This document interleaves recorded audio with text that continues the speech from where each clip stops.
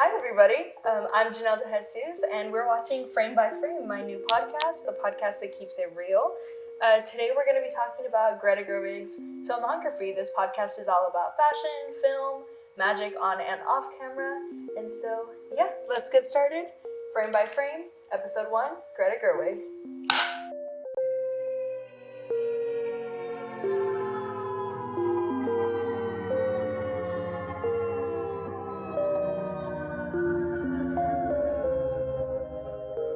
Welcome to Frame by Frame. Our guest today is Mackenzie Noakes. Mackenzie and I have been friends for over 10 years at this point. Just about.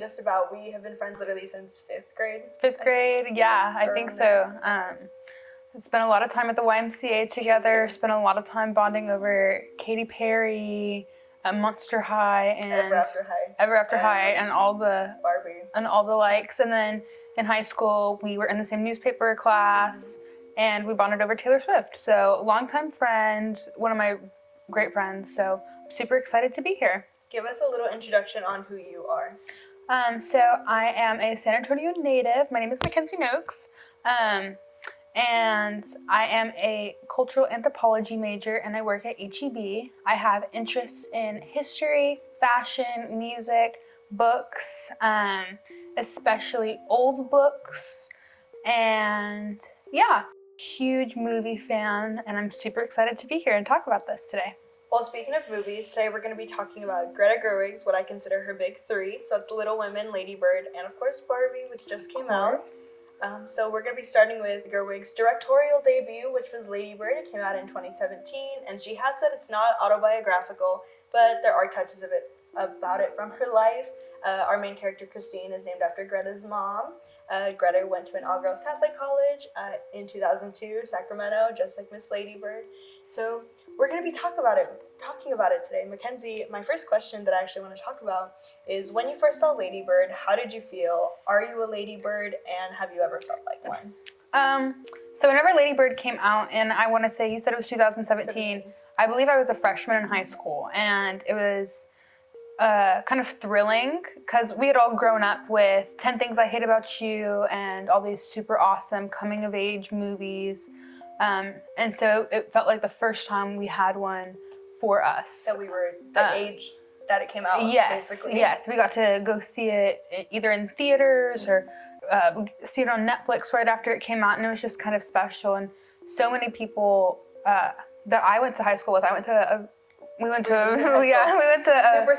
super small town, and everywhere. We kind of ran in similar artsy circles. So most of our friends and our peers felt very similar to Lady Bird, and we all lived very similar paths of wanting more for ourselves, wanting to leave, go to the biggest city we could find, and start over and figure everything out. And I think as I've grown up, going back to revisit the film, I sympathize a lot more with other characters than Christine, the way I used to.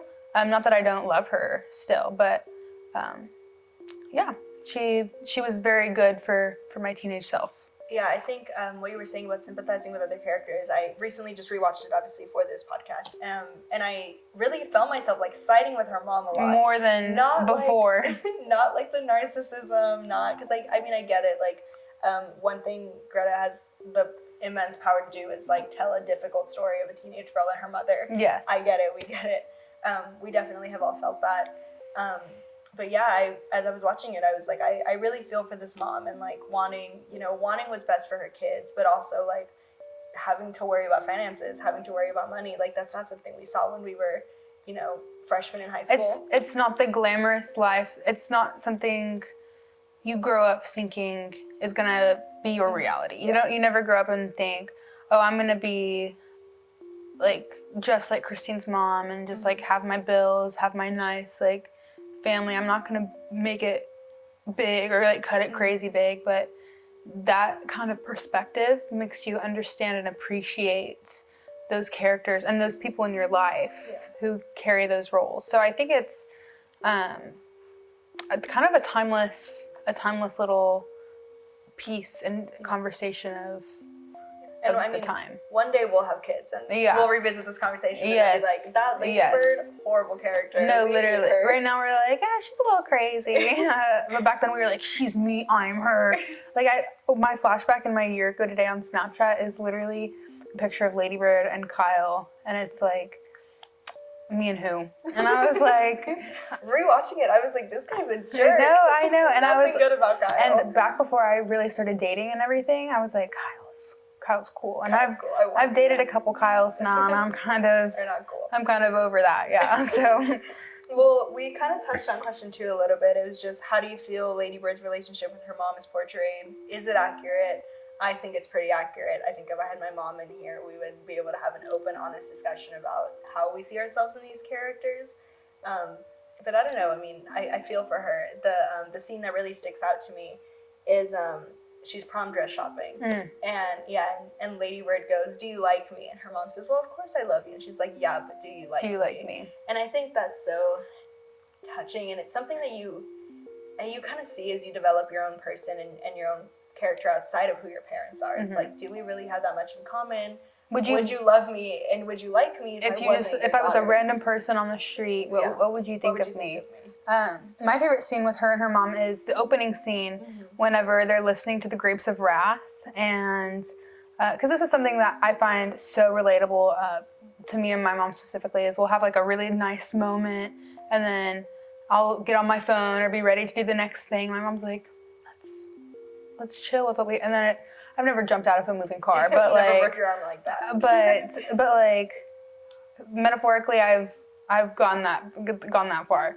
So I think, and it's very honest. It's just, and that's like the opening scene, and that's what sets the whole tone for their relationship. So right off the bat, you know that it's like very almost explosive and very dynamic. It's like a fire on fire situation, and then you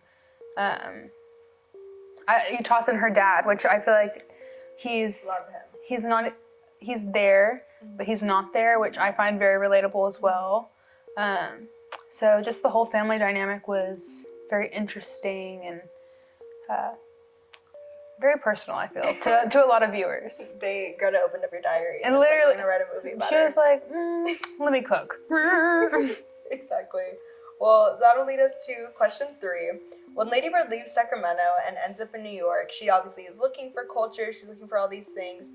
And her final feelings are kind of left for interpretation. You know, she does the whole party, drunk, blackout thing and calls her mom and says, "Hey, I'm going by Christine now. It's a beautiful name." She elevates her style. Her style's a little differently.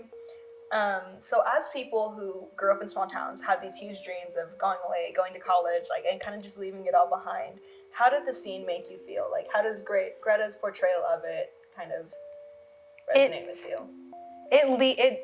It's very honest, because you dream about going this place and getting this far, and then you get there and you realize the place that you come from and the people you come from were so important in getting you, not necessarily getting you there, but making you to be the person you are, to be able to be in this place.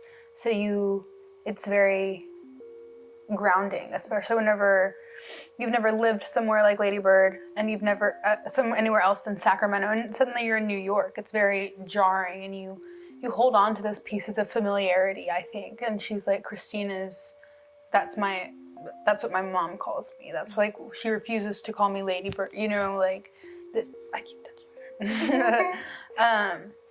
But I don't know, I think it's, hold on, I'm backtrack. I got lost. But I think in a couple scenes before, whenever she's talking to the nun, and the nun says, it's very clear from your papers like how much you love Sacramento.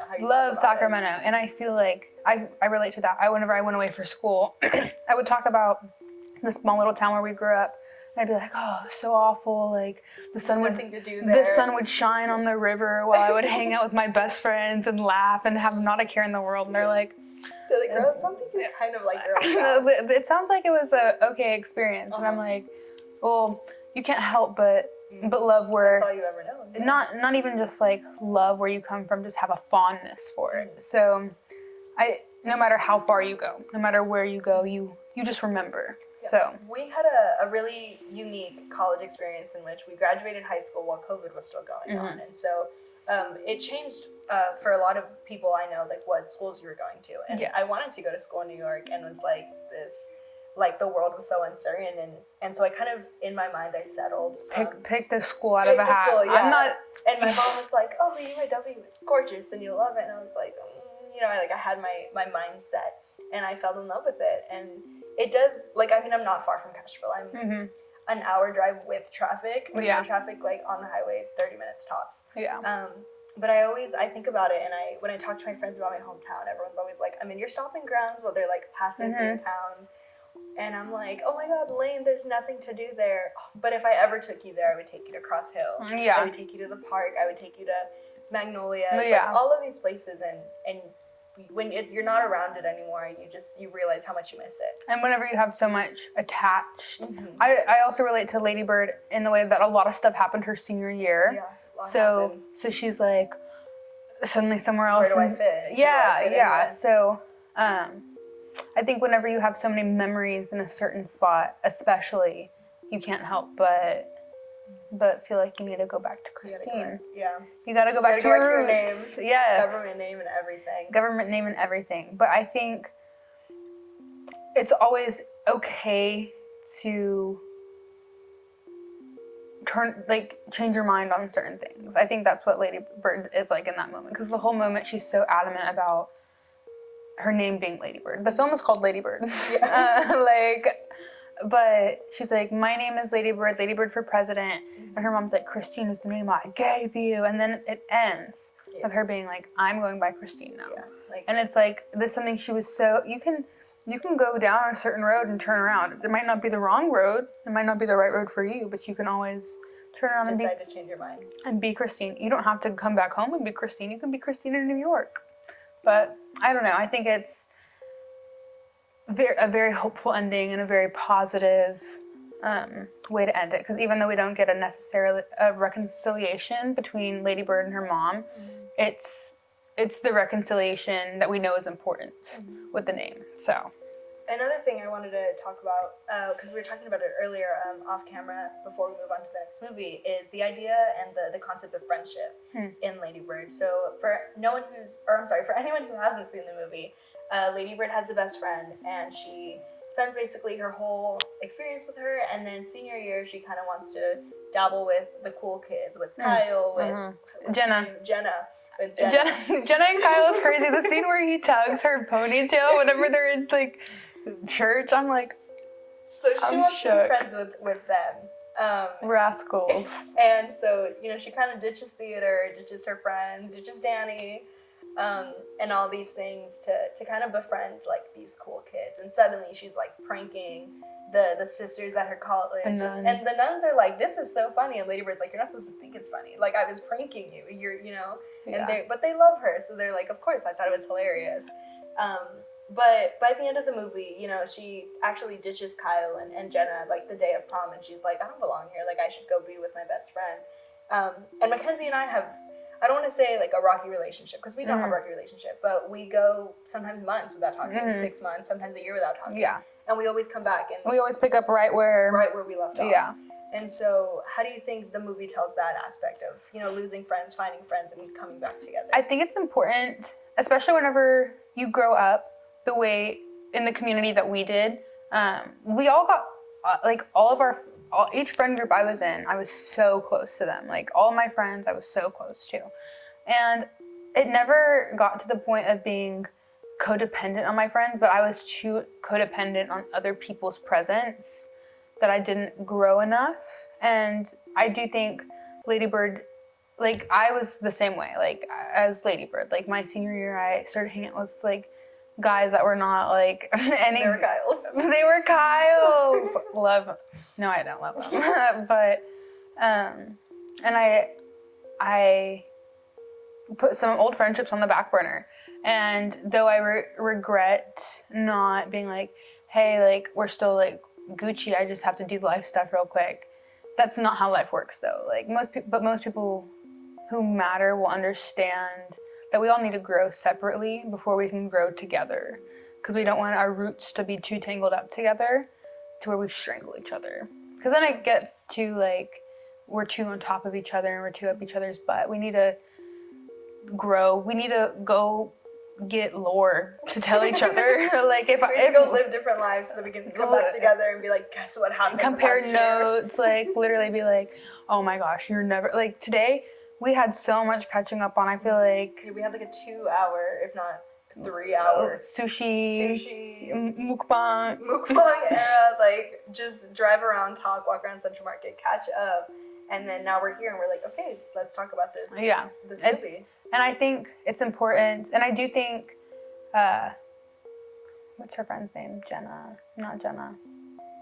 Penny. It's the titular role. Julie. I do think Beanie Feldstein does such a great job with friendship roles, also of Booksmart fame. Mm-hmm. So I think she brings a dynamic to it. Mm-hmm. I don't know what I'm saying. We're gonna cut this. I just totally lost my like. Good. Okay, well, I don't want to like cut like that. Move on. Should I do another like slate?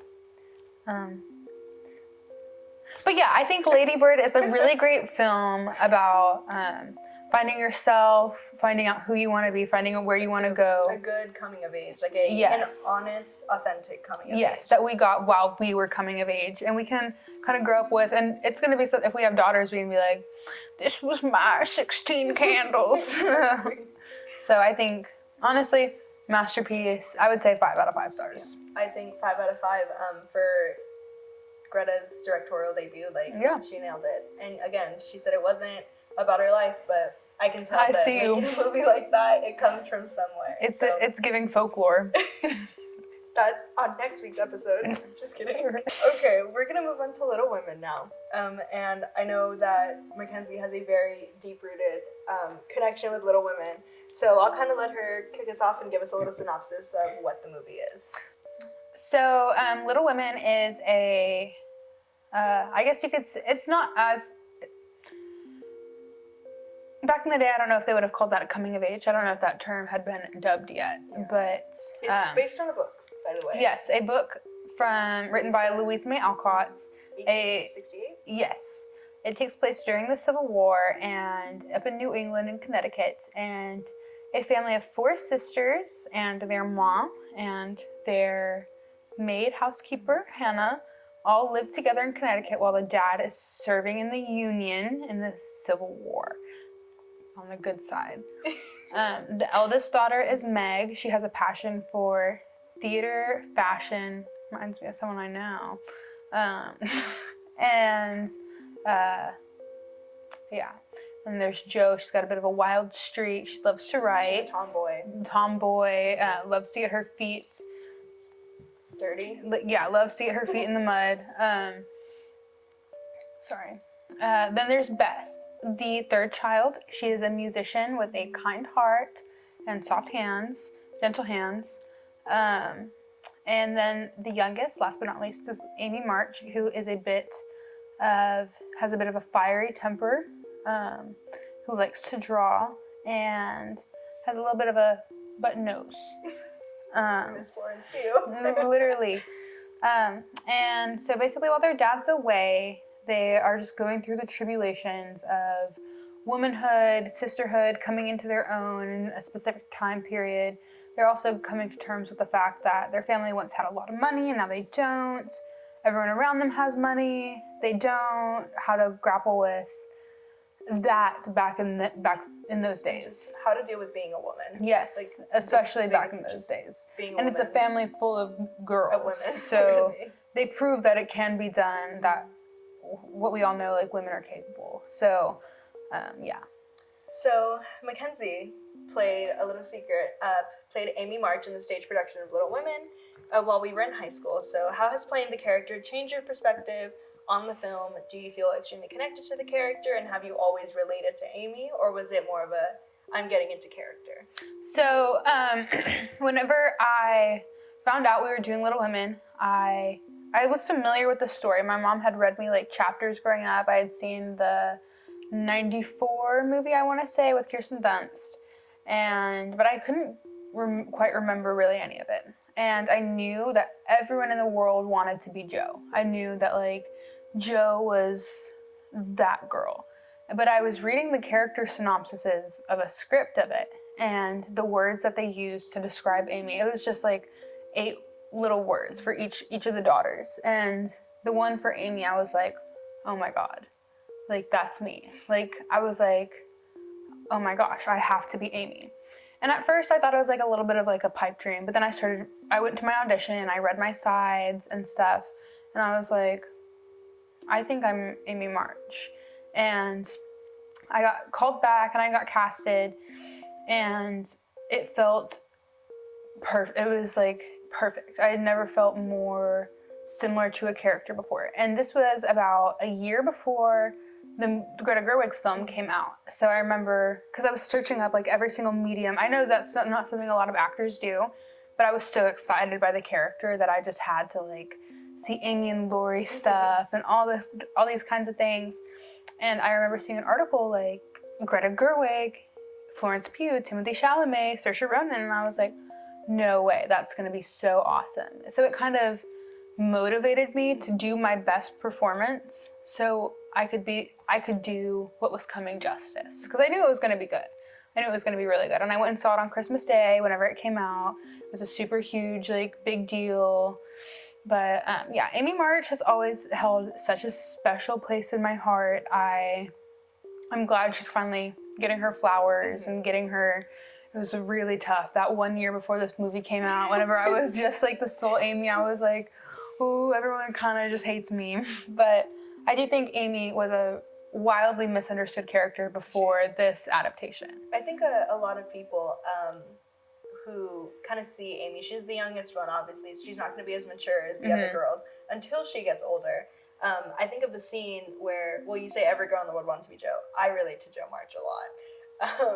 But the scene where she burns her book. Yes. Yeah, and a lot of people were like, she's so childish. She is a child. Yeah. She at that point was Beth still alive? Like, yes. They were not. Yeah, yes. So she had to be no older. It was than, like, 16. literally because Jo wouldn't let Amy go with him to the theater. And I remember whenever we staged that scene, me and Bree, the girl who played Jo, we wanted to scrap and really get into it, because I've had a similar experience happen with me and my older sister. We got into a really big fight, and she used to read books on her Nook, and we were supposed to go somewhere, and I hid it. I hid it in the house. But the thing about it was, like, my parents were literally tearing the house apart, like, brick by brick, and I was just sitting there. They were like, Mackenzie, did you hide the Nook? Nope. If Mackenzie and I were born as sisters, we would not have gotten along. No. Because I'm a writer. I've had my journals and books hidden from me, and I go feral. So yeah, I was definitely, but I'm also the youngest, so it's definitely the youngest sister of it all. But I don't think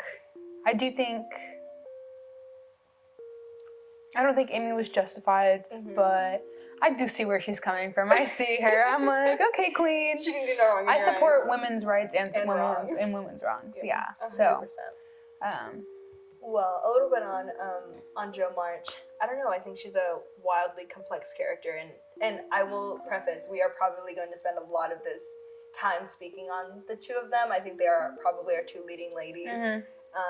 Obviously, Beth dies pretty early on. Meg's just not as important to me, and I think that the two characters we relate to. So, I do think I will touch a little on Meg before we get into the Jo, just so we can say we touched on her. I do think the one Meg scene that holds a lot of love in my heart is whenever she talks about just how, because her dreams are different, then doesn't mean they're not important, which I feel like is like it's something we need in the Four Sisters. You know, we need like the Barbie. Dare I say she's like she's housewife Barbie, we got writer Barbie, artist Barbie, angel Barbie. Well, yeah, because I think that one thing Greta does really well is kind of write these feminist characters. So we see it in Jo, she doesn't want traditional marriage. We see it in stereotypical Barbie even. She doesn't want, she doesn't want Ken in the end. And so it's good to have a character who is like, I do want that traditional stuff. I would love to be a mom. I want to be a wife. and I want love, and like that triumphs. And I like my pretty dresses because I feel like it also bleeds into the other sisters too. Like we see like Amy kind of want those similar things. And the stage adaptation, one thing that my director really pushed was the relationships between the sisters from the book, and and especially about how Meg and Amy were each other's favorites, and Jo and Beth were each other's favorites. And so whenever I watched the movie, I always try to look at it from, I always look at it from how I played it of a lens, because that's just like how it happened. Yeah. But I always just like to see those relationships play out. And you especially see Jo and Beth whenever they're by the beach, and especially thinking of the line where Amy says like she's been second to Jo her whole life. So I think it is good for our youngest character to kind of gravitate towards the oldest one, because in a way, like, again, she's always second to Jo, but Jo doesn't want the things that they want, yet remains in that same competition. Yes, yes. It's like involuntary comparison. It just happens whenever you have a lot of girls. Yeah. In anything, siblings or friends or anything, like you guys are going to be a group, a class, a line. Well, that kind of leads into question 2. How does your perception of love relate or differ from the portrayal of either your favorite character or just in the movie in general? I would say, I was actually thinking about this question as you sent me the outline, and I was kind of chuckling to myself last night. Even though I'm an Amy, like classically it's written all over me, romantically I'm a Laurie. Jo, I've loved you since the moment I saw you, Jo. It's no use, we've got to have it out.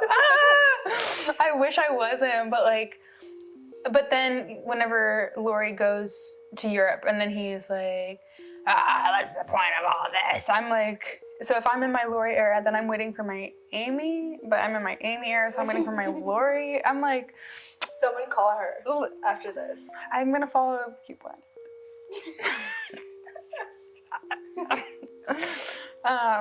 But I definitely think, but I guess in that same vein, I relate to Amy too, because she pines and she waits. I haven't necessarily been in love with like my older sister's best friend. I hope not. No. It's really awkward. Her guy best friend is gay. Oh. His younger brother's cute. He's Danny. But real, he's Danny. But I don't know. I've definitely gotten just way too close with some of my guy friends and let my emotions get a hold of me in a way that makes me kind of unbearable to be around once the feelings are out. So I definitely would say I'm romantically a Laurie. What about you? Oh gosh, this is where it gets complicated. I would love to say that I've always been a hopeless romantic, but I think that at one point it was like an ideation. Like it wasn't, I was like, I don't actually have any intention of like being with somebody or marrying somebody. Like I just want love, but I don't want to go and search for it. I don't really care to find it. My relationship with love is very complicated, and I think Jo's is too. She gets me. But I'm so lonely. Exactly. When she says, she's like, do you think Laurie will ask me to marry? She's like, because I would say yes. If he asked me again, I would say yes. And then he pulls up married to her sister. Yeah, I would be pissed. Like Angelica Schuyler. No, literally. Yeah. But also, Amy's kind of a dog for that, and I respect her so much right after her sister's funeral. She's crazy like, because, I got the ring. Amy being like, oh my god, the line that she says where, like, I don't want to say yes just because you can't have her or something. I've been second to Jo my whole life, and I will not be the thing you have just because you cannot have her. Exactly. She read the script. But yeah, basically just, I don't know. I think love is a very complex thing, and I think all of the girls see it very differently. I think you kind of hit it on the nose with like each character portrays love in a different way. Like I was saying earlier, I'm really fond of the Meg and John Brooke relationship. Like my idea of love is like in sickness or poor, or for rich or poor, like in sickness and health. And I feel like John and Meg exemplify that pretty well. And then you have the parents who have raised these 4 great daughters, and one's fighting in the war and they still love each other. And then you have Grandpa Lawrence and his love for Beth.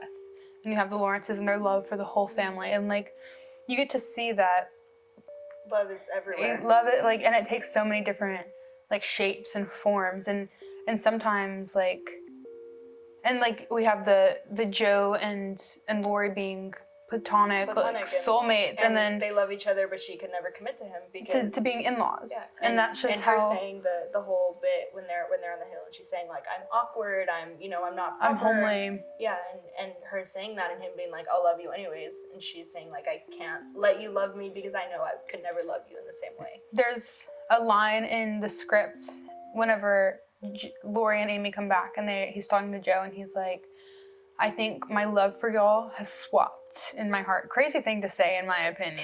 The sister is wild. But I definitely think it's true, and I feel like you can see it in the movie.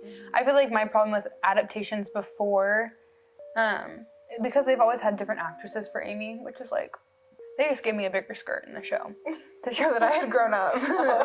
But you get to see Laurie change as he's around an adult Amy versus how he was with a young Amy. So I think it's very interesting to see how relationships change and adapt with grief and loss and all those things. Well, this blends into question 3, which is, you have a sister. That's not a question. But do you see yourself and your sister, Kennedy, in these Little Women and the story of sisterhood? I mean, we both have sisters. You're a younger sister. I'm an older sister. So just how is that portrayal? We're saying love is everywhere, the love and sisterhood is there too. I definitely think me and my sister are for sure, I don't know, I used to think we were Joe and Amy because I used to think my sister was so, like such a spitfire and stuff, and she still is, but she's grown into such like an elegant and mature and well-spoken and well-rounded lady that I'm kind of like, is this like a Meg before my eye, but she still has this independent streak and this drive. So she is a Joe, but she has that touch of Meg, like gracefulness on top of it. So then I, of course, I'm Amy. You guys haven't got it. If you don't know by now. But also I do feel, if I wasn't Amy, I feel like I'd be Meg. So what about you and your sister? Mackenzie has also known my sister for over 10 years, and so she literally watched her grow up and watched her go through all these phases. And Lucky as a duck to be able to see it. So, I mean, in a way, I think hobby and goals and everything, I do see myself in Joe, but I also do see myself in Meg. I think I've grown up a lot from before I was in college. But I do have a lot of growing up to do still, and so I don't want to be like, I'm Meg and my life is great. It's not, and I have a lot of growing.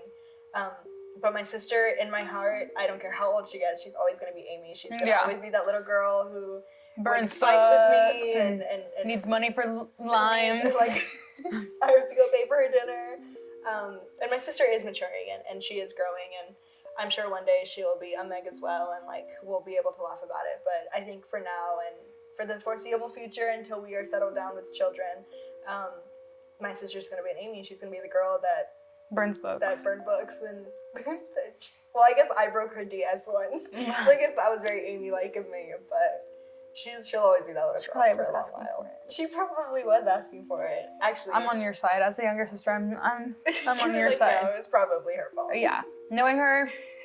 Exactly, she's a little troublemaker. Real. But also, me and my sister don't have the same type, so we would never marry the same man. Final thoughts, Little Women, near and dear to our heart forever. I think Little Women is a timeless thing, and it's this adaptation by Greta has just proven how many times this story can be told, and we will be able to relate to it. I live in 2023, and I'm like, I'm so Amy.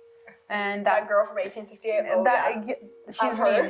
We're going to talk about Barbie now. Barbie, directed obviously by Greta Gerwig, came out in July of 2023. Yes, July. It came out summer of 2023. Most anticipated film of the year, by the way. Yes, for a couple years. True. It gave Greta the honor of being the first solo director, female director to ever hit $1 billion at the box office, which is amazing insane when we think about like how long movies have been around. Yeah, and how long women have been around. Not just that, but I mean, when I think of Little Women, oh my god, of Lady Bird and the small production that it was and how big it blew up, it's great to see Greta's journey, and I mean, we've been able to experience it from the very beginning, so. Yeah. But obviously Barbie is something very near and dear to our hearts. Mackenzie, like she mentioned earlier, we used to go to YMCA together, and we would play Barbies. We played Monster High, Ever After High, Barbie, we love Barbie. Yeah, I don't know, tell me a little bit about your history with Barbie before we get into the questions. So I grew up watching all the old Barbie movies. I had them all on DVD. I would say my favorite was probably The Magic of the Pegasus. I was a huge Annika with her like long lost sister. Real. I have a long lost sister for the viewers at home. She's not a horse. She is not a horse. I've never seen her and a horse in the same room. And then The Island Princess, I had like a little toy DVD player that I would fall asleep listening to these little like tracks to. Hello. Princess and the Pauper, Diamond Castle. Perfect. Oh my God, Swan Lake. Gorgeous. How could I have forgotten her? 12 Dancing Princesses. 12 Dancing Princesses. Three Musketeers even. Even like Mermaid Tale. Yes. It was like 2010s. Did you ever see the Diary one? Like Yeah, where they had Barbie Diaries. Yeah. They were like rock stars. Yes. They were also in high school. Literally, me too. Period. And then my favorite Barbie to play with. I accidentally peeped my birthday gift before my birthday in my dad's closet. It was like his first year, like freshly divorced. He didn't really know what he was doing. And I saw it, but I knew it was for me. And I was like, I'm not going to say anything because that's going to be a sick Barbie. And it was a rock star Barbie, and she had her blonde hair and she had pink streaks in it. She had like a leather dress with like a heart on it, and like a tulle skirt, knee-high boots, guitar. Iconic. That was me. People would come over and be like, oh my God, can I be her? I'd be like, No. Pick another one. You can be Bella Swan. Like, you can be Draculaura. Like. Yeah. I grew up playing with dolls forever. My mom always tells this story. When she was growing up, she came from a really low-income family, so she didn't get her first Barbie until she was 12 years old. And we still have her, like, in our house. My mom has her, like, hanging on her, or, like, sitting on her bookshelf. So sweet. And so my mom, for our whole lives, like, we played dolls together. And I remember I was still playing dolls, like, old enough to where I didn't want people around me to know I was still playing with dolls. Yes. Like, I was probably a freshman in high school still playing with Barbie dolls. Like, it was insane. Not you playing with Barbies through middle school. I did. Like, I was like, attached to them. And my favorite Barbie was, well, I have two. I have my favorite, like, Teresa, and then my favorite Barbie. But my favorite was this blonde, like, one of the Fashionistas 2010s one. They were, like, gorgeous and stunning, and her little, like, her rib cage move. Yes. I was like, okay, shake those hips. She was slaying. She had these beautiful, like, diamond earrings, and she was my favorite. And when I took her to go watch the Barbie movie with me, and I, like, cried, and I was, like, hugging her, and I was like, am I okay? Probably not. So when I went back home that day, because I have all my Barbies, like, in a box now, when I went home that day, I, like, put her on my shelf, and I was like, she should stay there. Like, she got me through a lot, so I don't know. Barbies are very special to us, and I mean, I grew up playing with my sisters all the time. My sister, there's a time in our life where she had her dolls, like, hanging above her door. She thought they were so cute, and we would always fold our board games into little, like, cubes, and there would be bedrooms, and so we'd put all our stuff, So sweet. Long time. Oh my God. So, Barbie was by far the most anticipated film of 2023. After watching the movie, do you feel like it lived up to the hype? 1. And 2, not only that, but how do you think Greta's touch changed the overall meaning of the film?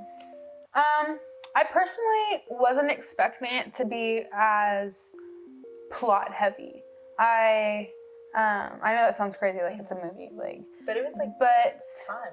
You know, yes. A fun movie. And I would say there's still gonna be a lot to unpack in what I'm about to say.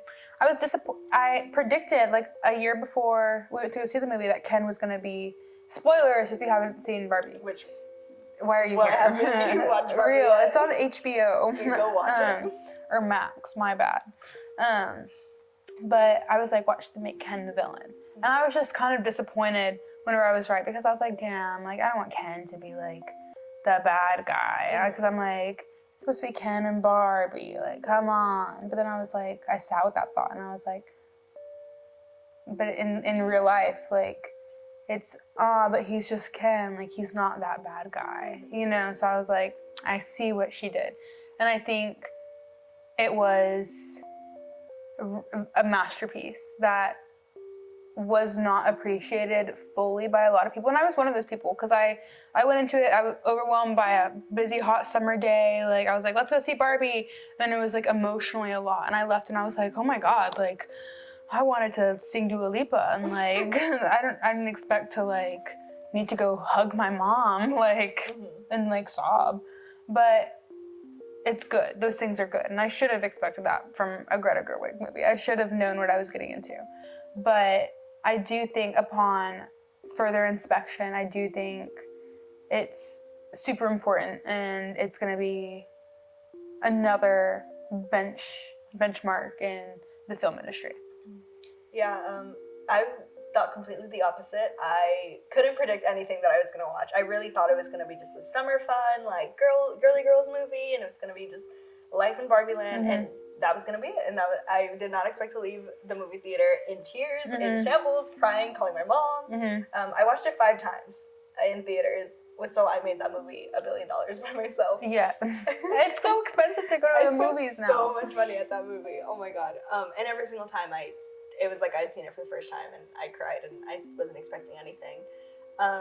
But I think what really made the movie for me, and this is what a lot of men specifically hated about the movie, was they were like, you know, guys don't really act like this, and blah, blah, blah. But I think the truth behind it was like the naivete that kind of came from Ken. And we weren't saying, hey, all men are evil.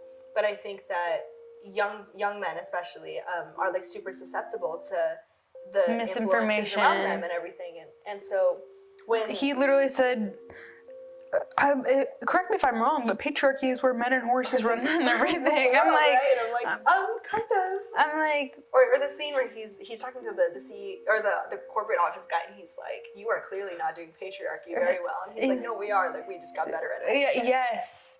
It's like literally insane to watch, because you're like, yeah, can you talk? Can you say that? Like, are you allowed to mention that? Mention that, exactly. And it's interesting because I know that someone in one of my classes last semester talked about Andrew Tate and like how he's like young boys are so susceptible to his influence and everything because they're like a powerful man, like let me worship him basically. And I think it was similar to that with Ken, you know, being introduced into the real world to like men are on all of the money and there are no women running anything for once, and men do this and men do that, and it's like, okay, this is what I know now.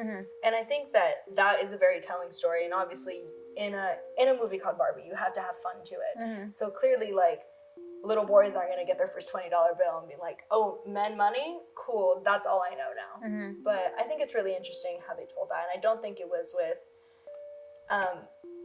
like ill intention, but I do think that there's truth behind it, and everyone should probably acknowledge that. And I think even we like learn these things, like our parents teach us like there's no difference between you and anyone because of anything about you, and then we know this, and society or things happen that program us different ways. Like sometimes like I meet the worst guys with the nicest moms, and I'm like, what's going on? Like, how did that happen? But whenever I was watching Barbie last night, I related to whenever they go back to Barbie Land and it's the Mojo Dojo Casa house and all these physicists and Nobel Prize winners are just serving the boys beer and all their French maid outfits. Whenever I was involved in Greek life, I would walk into certain houses and I'd be like, these girls are some of the like most beautiful and smart, like this girl is majoring in and like chemical engineering.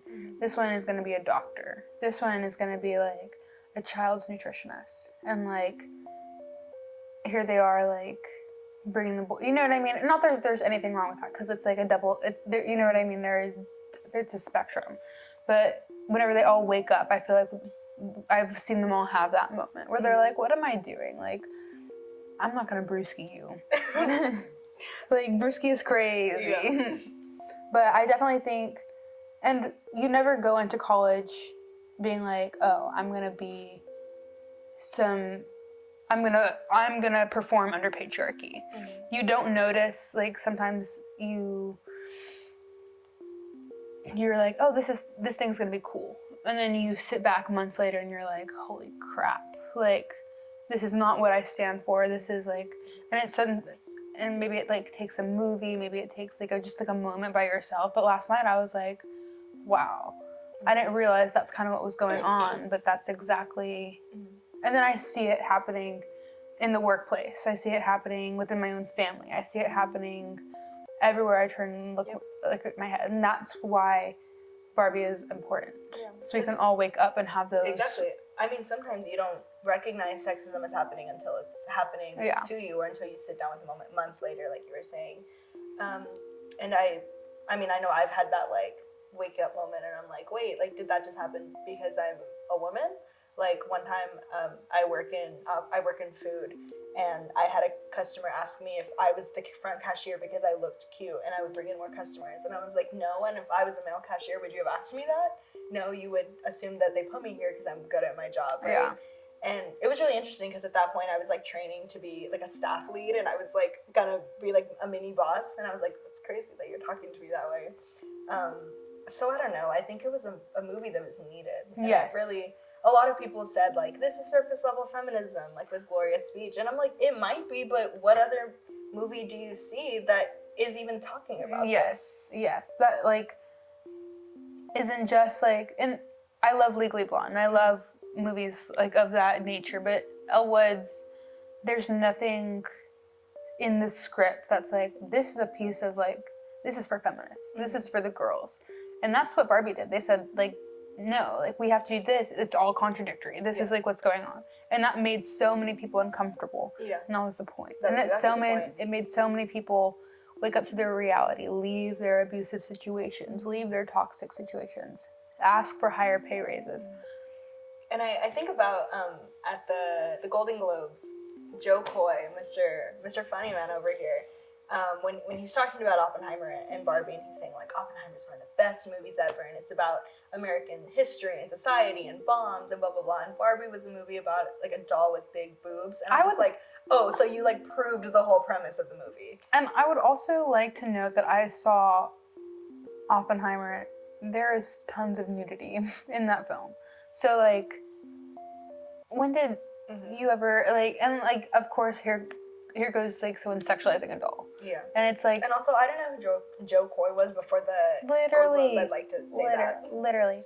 It's just so disappointing, but like it's also invigorating to see how that did not fly.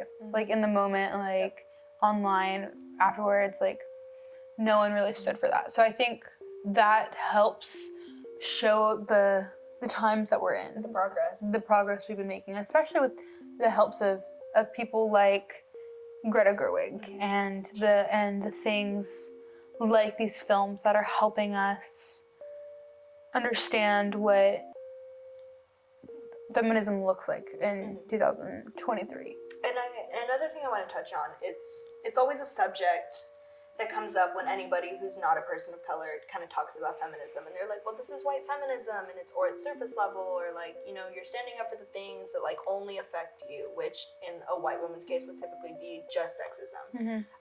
But I think what Greta does is kind of create a universal experience for women everywhere. And when I watch the film, I'm looking at the diversity, and I mean, the president, Issa Rae, obviously a black woman. They had Lizzo on the track, who's a black woman.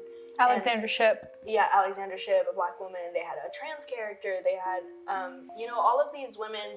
I think about the dance scene when there's the Barbie who's in a wheelchair, and I think about all these things, and I'm like, no one, you know, called up the studio and was like, hey, you have to have a black character and someone in a wheelchair and a trans woman to make this movie a success, or no one's gonna like it. Because I think that when I think of Barbies now, none of them look the same. You know, they all are diverse, and so I think that's the reality of Barbie world, and also it's the reality of going anywhere you go. You step outside and you see people that don't look like yes. you. So Or look similar to each other. So I think that was also really touching. Yeah, I don't know. I think that it's a movie that gets criticized too harshly for what it is and what it really did for women. And again, there are always going to be those critiques that are like, well, this movie didn't do anything that so and so did, or like this monologue wasn't all that, or whatever. But I think America Ferrera's like progression of the actual monologue. Oh my God, I'm sorry, I'm blanking. I think it just tells a story. It tells a story that every woman at some point in their life can relates to. That's all that matters. I think it's a movie for women, by women, about women. And here's the crazy thing about it. If it makes you mad, if it makes you irritated, if it irks you, you don't have to watch it. Yeah. But guess what? I'm going to be showing, guess who saw it? All 7 of my little girl cousins. And guess who loved it? All 7 of my little girl cousins. And they're going to get to grow up in a world believing that they can be a Nobel Peace Prize winner, they can be a writer, they can be the president, or they can literally just be themselves, and that is literally just fine. Anything, exactly. Like being yourself is literally okay, and the world is your oyster. And that's like, and I don't understand why people hate women for trying to cope with the world so much. And it's just, it was really disappointing to see such the outward negative like response to Barbie. It just made me know who doesn't really care about women's issues. Yes. Anyways, we spent a lot of time on Question 1. Let's go on to something a little lighter. And we touched on this a little bit in the beginning. What was your favorite Barbie movie growing up of all time? You can have 2 if you want to, because I think I have 2 and I can't pick. Who was your favorite character? And do you see any of its messages reflected on this film? I think whenever I first think Barbie movie, it's gonna be Pegasus and Swan Lake.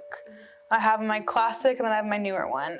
With Swan Lake, I definitely see the themes of sisterhood and familial love prevail, like the same way we saw it in Barbie.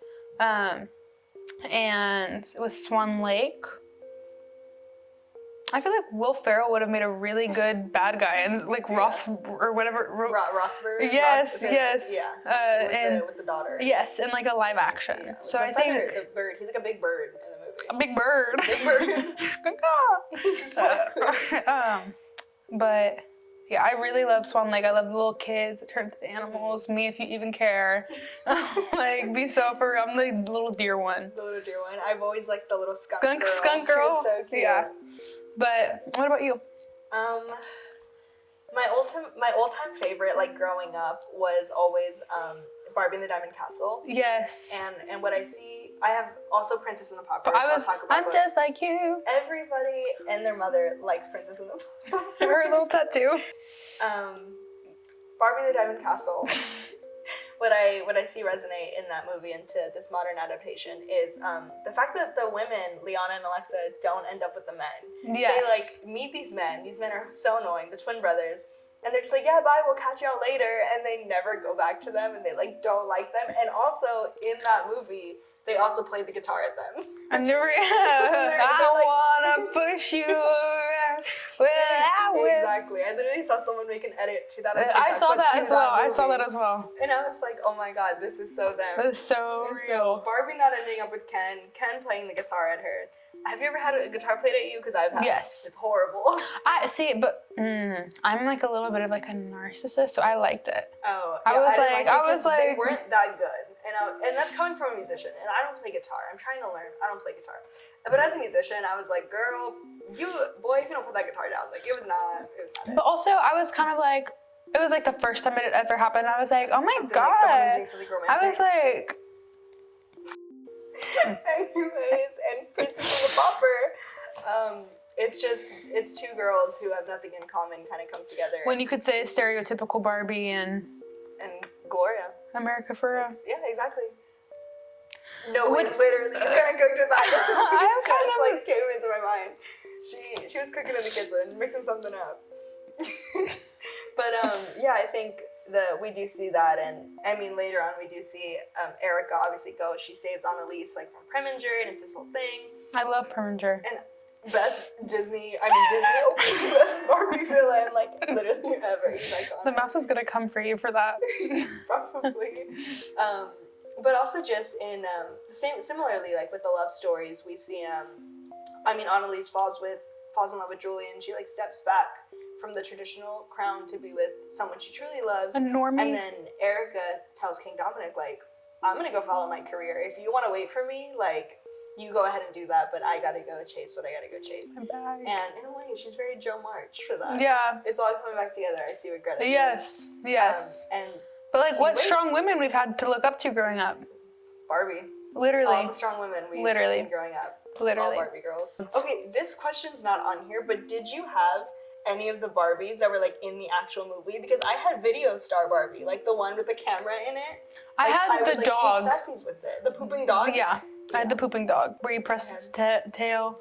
And then I think my aunt had Sugar Daddy Ken. Really? Yes. Because we had Sugar at my grandma's house. Mm-hmm. But she was like, she was like, I have the dad for it. And I thought she just meant, like, the dad. Yeah. Sugar Daddy. Sugar's daddy. Sugar's... No. Sugar's this daddy. Is Sugar, and I'm her daddy. Literally. That's what it says. He goes, and I have a magic earring. Literally. But yeah, I had Video Star Barbie. And That's nice. That's neat. Do you still have her? No, I think my dad got rid of her. I have Taylor Swift Barbie. I had Taylor Swift Barbie. We press her belly and she sings our song, and she has a heart tattooed in her foot. Yeah. I'm kind of missing her blue dress. Her blue dress was low-key one of the most sought-out items in my Barbie closet. Yeah, really. And I also have Harry Styles and Justin Bieber. So this is our closing question, and I'm sure that we'll end up saying some other stuff and kind of just... We'll have final thoughts at the end to wrap up overall our discussion on Greta.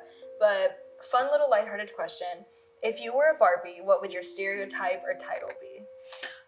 I think I would be hot mess Barbie. Okay. But in, like, the Alex Earl, like, trend, you know what I mean? Like, you love her way. She's got a scar on her knee. She's got some runny mascara. But she's always got a cute skirt and a cute top. And, True. like, her makeup slays. And she's always got some fun stories. I'd be like... I was thinking about this yesterday because I was like, do I want to say something basic like poetry Barbie, podcast Barbie, college Barbie, college dropout Barbie. But I think overall I would be like night owl Barbie. Like Word. I'm always up at night. You'd have to come with like a sheet around you. I come with like a laptop and a blanket. Probably that and would be a cup of like. pack. Yeah, and like a tea or a coffee or something. I come with. If I had a Barbie, like she would be dressed very nicely though. Mine comes with a Cosmo, couple dollar bills. Yeah. And mine would have a pair of headphones. I always have headphones. Like, sunglasses on her head, no matter how dark it is. It's 3 in the morning. Sunglasses on, anyways. And she would have some other things that I don't really care to talk about on the podcast. Couple accessory packs, but sold separately. Well, this is the perfect way to close, perfect place to close. We have Hot Mess Barbie, we have Night Owl Barbie. We're here on this podcast together. What are your final thoughts? What did you think of this conversation? I love speaking with you, Janelle. I think you're one of my most concise and brilliant friends, and I love speaking about something we both love and are interested in. It's really nice to see how much Greta Gerwig has impacted the industry in such a small amount of time. And I'm so thankful that we're here to see her beginnings and to see where she's come from and to see where she goes next. And we'll always be some of her biggest fans. True. Greta has impacted our lives forever, even before we knew it. Even before she made Little Women, Mackenzie was out there reading Amy's lines and was like, one day someone's going to make a movie better than the other one. No, real. And she did. But yeah, this has been it. Thank you so much for joining us today, Mackenzie. If you guys liked what we had to say, make sure to check out my next episode. Hopefully it'll be coming out very soon. I'm going to be talking about stop motion animation in the movie Coraline with my good friend Catherine. But as for that, that's all we have for today. Make sure to follow my social media. I will also link Mackenzie's social media whenever this gets published. I will link my website. You guys can check out the corresponding blog to this. I actually break down the different outfits and wardrobe styling options in these 3 films, Little Women, Lady Bird, and Barbie. But yeah, if you guys enjoyed this, I hope you tune in next time please make sure to share, and see you next time on Frame by Frame.